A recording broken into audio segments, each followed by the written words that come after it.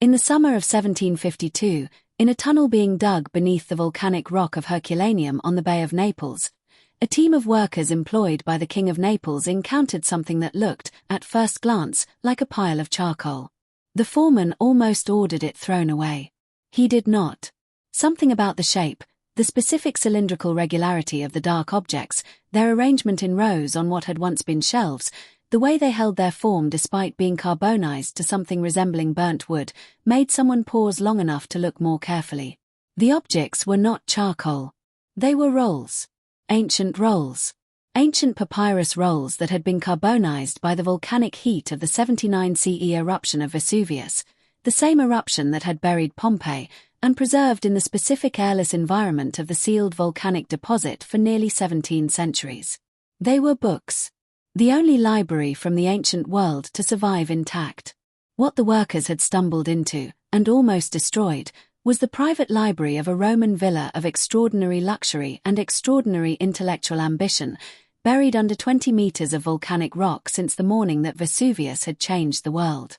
The villa, which archaeologists would eventually call the Villa of the Papyri, after its most extraordinary possession, had belonged to someone of great wealth and great learning, someone who had assembled a collection of philosophical texts of such scope and such specific intellectual focus that the library's contents, when scholars eventually began to read them, would reveal a dimension of ancient intellectual life that had been entirely unknown. More than 1,800 scrolls. The largest private library known from the ancient world. A collection focused with remarkable consistency on the philosophy of Epicurus and his followers, the school of philosophy that argued for the pursuit of tranquility and pleasure through rational thought, that rejected the fear of death as irrational, and that offered a vision of the good life built on friendship and philosophy rather than political power or material wealth. The collection that some unidentified Roman intellectual had assembled in his seaside villa on the Bay of Naples in the 1st century BCE or the 1st century CE, and that Vesuvius had sealed in carbonized darkness for 1700 years. The discovery of the Herculaneum papyri is one of the most important and one of the most frustrating events in the entire history of classical scholarship.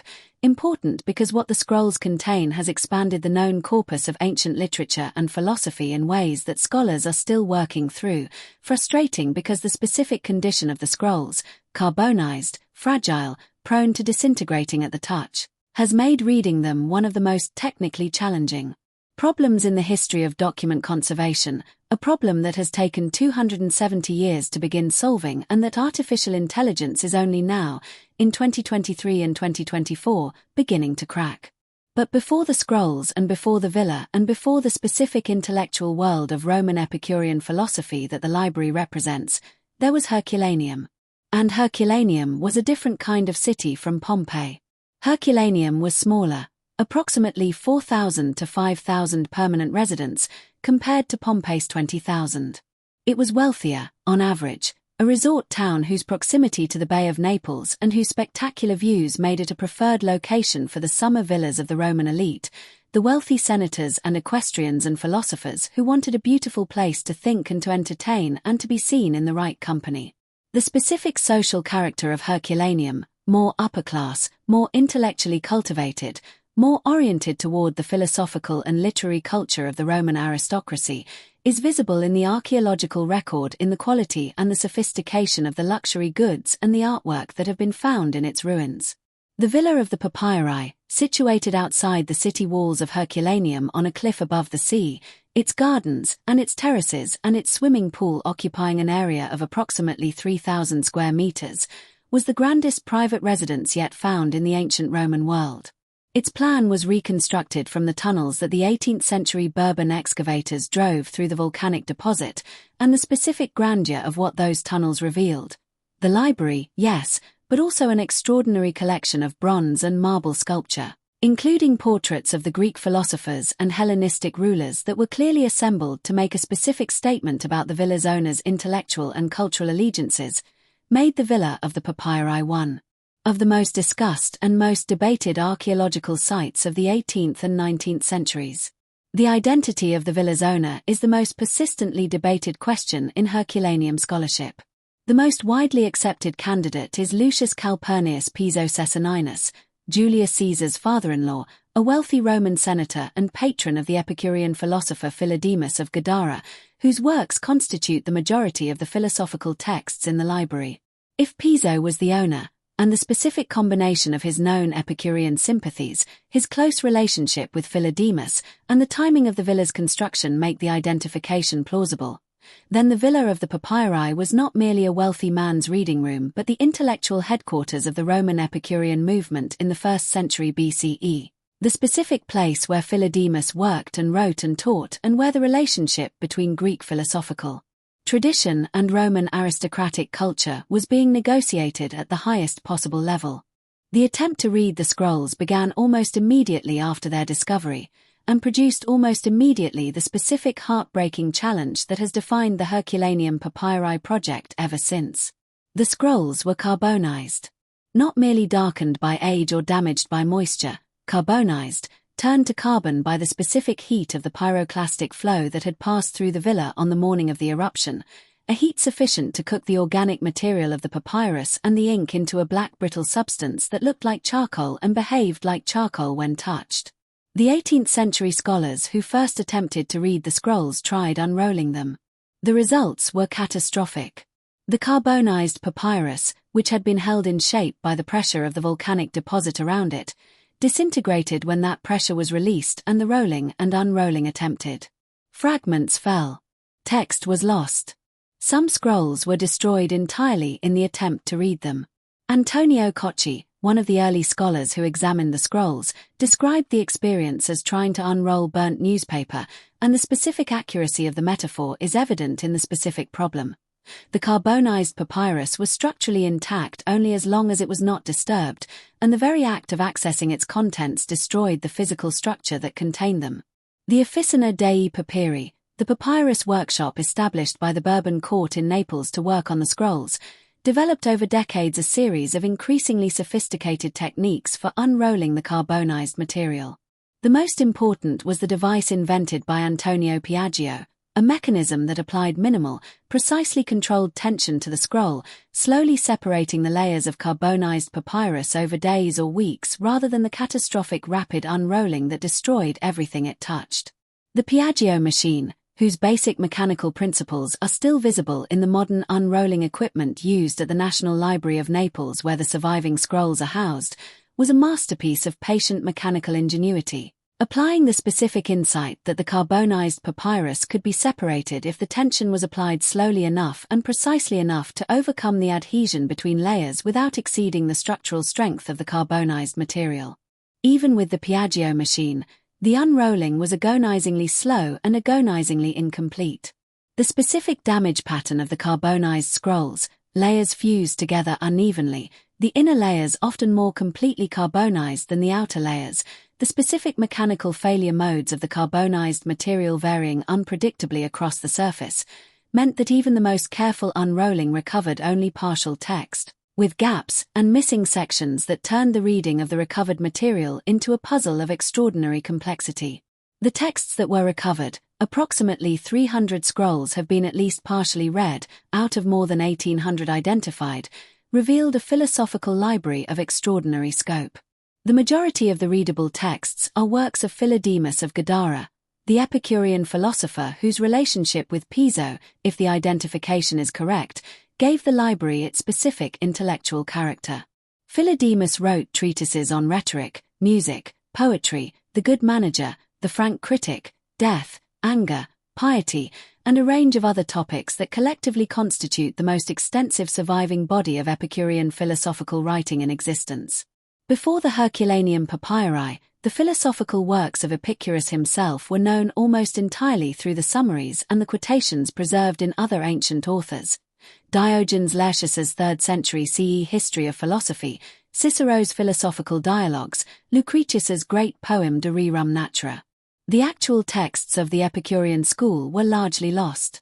The Herculaneum Library gave them back, not Epicurus himself, whose works do not appear to be in the surviving scrolls, but the next generation of the tradition, the texts that show how the philosophy was being developed and taught and argued over in the century before Vesuvius buried them. Some Latin texts were also found in the library, raising the extraordinary possibility that among the still unread scrolls there might be lost works of Latin literature, the specific prize that classical scholars have been dreaming about for 270 years. The works of Ennius. The lost speeches of Cicero. The missing books of Livy. The lost plays of Sophocles. The complete works of Aristotle. The specific catalogue of lost ancient literature. The texts that classical antiquity produced and that the specific accidents of manuscript transmission failed to preserve, is one of the most haunting inventories in the history of human thought. And the possibility that some of those texts might be in the unread scrolls of the Herculaneum Library has motivated the scholarship and the technological development of the Herculaneum Papyri project for more than 2 centuries. The 20th century brought new technologies to the reading problem.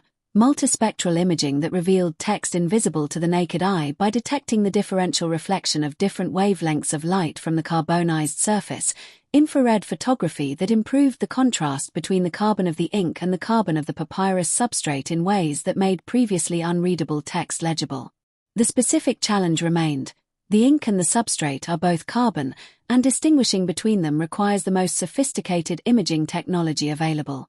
And then, in 2019, a classicist named Brent Seals at the University of Kentucky and his team demonstrated that it was possible to use X-ray tomography, the same technology used in medical CT scanning, to look inside a tightly rolled carbonized scroll without unrolling it at all, mapping the internal structure of the scroll layer by layer and then using computational methods to virtually unwrap the layers and reveal the text on each one.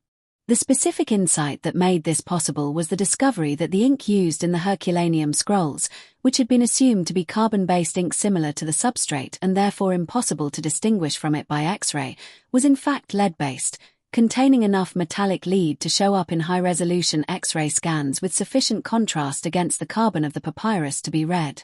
Not all the scrolls, and not with uniform clarity. The specific variations in the ink composition across the library's 2,000-year span of manuscript production meant that some scrolls are more readable than others by this method. But enough to begin.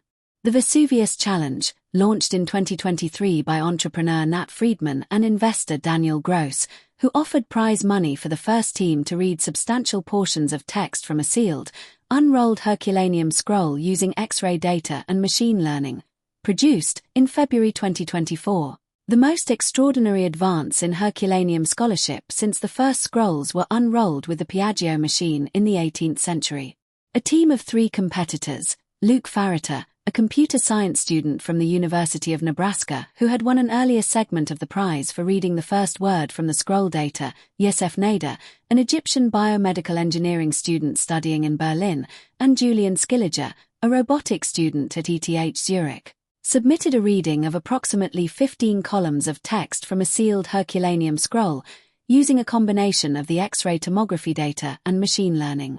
Algorithms trained to recognize the specific patterns of ancient Greek letters in the carbonized surface. The text they read was previously completely unknown. 2,000 years of silence. Text written by an ancient author whose identity is still being debated, possibly Philodemus, possibly another Epicurean philosopher, discussing the question of whether pleasure is more vivid when experienced alone or in company, using the specific philosophical vocabulary of the Epicurean tradition to explore the relationship between sensory pleasure and the good life. The specific content, a philosophical discussion of food and music and the comparative pleasures of eating alone versus eating with others, is both intellectually significant as an addition to the known body of Epicurean philosophical writing and humanly touching as a reminder that the person who wrote it was thinking about the same kinds of questions that people think about today. The machine learning algorithms that made this reading possible were trained on a dataset of partially unrolled scroll fragments that had been imaged by conventional means, building up a recognition system for the specific visual patterns of the Greek letters as they appear in the X-ray data. The specific technical achievement of training a machine learning system to recognize ancient Greek letters in the specific visual noise of X-ray scans of carbonized papyrus is one of the more remarkable applications of artificial intelligence in the history of humanities scholarship, and it represents a fundamental change in the prospects for reading the remaining scrolls. Because most of the scrolls have never been unrolled. Of the approximately 1,800 scrolls identified at the Villa of the Papyri, approximately 300 have been at least partially read. The remaining 1,500 or so are either too damaged to unroll mechanically, have never been unrolled, or are scrolls identified in the 18th century excavation but whose location in the unexcavated portions of the villa is still unknown. The unexcavated portions. This is the most extraordinary dimension of the Herculaneum papyri story. The specific knowledge that the villa of the papyri has been only partially excavated, that the library room found in 1752 may not have been the only library in the villa, that there may be an upper floor buried beneath the volcanic deposit that has never been reached by the 18th century tunnels and that might contain additional scrolls of a different character. More Latin texts, perhaps, or texts from different philosophical traditions. The partial excavation of Herculaneum is one of the most debated questions in contemporary archaeology. The site lies beneath the modern town of Ercolano, built directly on top of the volcanic deposit, its streets and houses and churches sitting on the roofs of the buried Roman city. Full excavation would require demolishing the modern town.